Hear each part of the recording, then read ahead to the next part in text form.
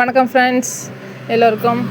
இன்றைக்கி வந்து Sunday special வந்து எங்கள் வீட்டில் எப்பயும் சண்டே ஸ்பெஷல்லாம் எதுவும் செய்ய மாட்டோம். எப்போயாவது டைம் கிடைக்கிறப்போ, ஏன்னா எல்லோரும் வீட்டில் இருக்கிறப்போ அப்படி தான் செய்வோம். ஏன்னா யாருக்காவது ஒரு வேலை வந்துடும், ஏதாவது ஒரு வேலை திடீர்னு வந்துடும். அதனால் வந்து சண்டே மேக்ஸிமம் எதுவும் இல்லை.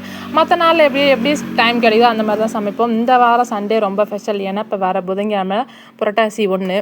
அதனால் வந்து நாங்கள் வந்து புரட்டாசி மாதம் விரதம் இருப்பதால எந்த நான்வெஜ்ஜுமே வீட்டில் சமைக்க மாட்டேன். அதனால் இந்த வாரம் வந்து யாருக்கு என்ன வேணும் சொல்லுங்கள், இப்போயே செஞ்சு கொடுத்துறோம் அப்படின்னு லிஸ்ட்டெல்லாம் நைட்டே போட்டாங்க. ஒருத்தவங்க சிக்கன் வறுவல் வேணும்னாங்க, ஒருத்தவங்க சிக்கன் குழம்புன்ட்டாங்க, ஒருத்தவங்க வந்து பிரியாணி வேணும் அப்படின்ட்டாங்க.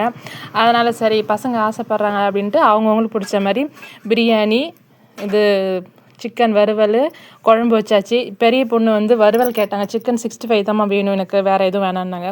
அதில் சிக்கன் 65 தான் போட்டேன். சின்ன பாப்பா வந்து பிரியாணி வேணும் அப்படின்ட்டாங்க. தம்பி வந்து எனக்கு குழம்பு தான் வேணும் அப்படின்ட்டான். அதனால் ஆளுக்கு ஒரு விஷயம் கேட்டாங்க. அவங்க அப்பா சரி பசங்க விருப்பப்படியே செஞ்சு கொடுத்துரு அப்படின்னாங்க. நல்லா செஞ்ச உடனே எல்லோரும் வந்து டேஸ்ட், அவங்க அப்பா தான் ஃபஸ்ட்டு ஆளாக டேஸ்ட் பண்ணார். நல்லாயிருக்கு, எல்லாமே நல்லா வந்திருக்கு அப்படின்னு சொன்னார்.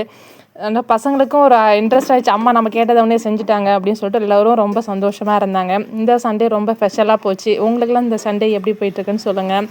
பிரியாணி சூப்பராக வந்துச்சு. எங்கள் வீட்டுக்காரர் தான் கிளறி பார்த்துட்டு நம்ம கடையில் தட்டுவாங்கள்ல அது மாதிரி குண்டானை வேறு தட்டிகிட்டே இருந்தாங்க. நம்ம பாப்பா வேறு நீ மட்டும் சாப்பிடுப்பா எனக்கும் கொடுப்பா அப்படின்னு சொல்லிட்டு நம்ம சின்ன பாப்பா வாங்கி சாப்பிட்டு பார்த்தாங்க. சூப்பராக இருக்குமா அப்படின்னு சொன்னாங்க. உங்கள் வீட்டில் இன்றைக்கி சண்டே ஸ்பெஷல் என்னன்னு சொல்லிட்டு மறக்காமல் கமெண்ட் பண்ணுங்கள். நம்ம வீட்டில் சண்டே நீ சிறப்பாக போச்சு.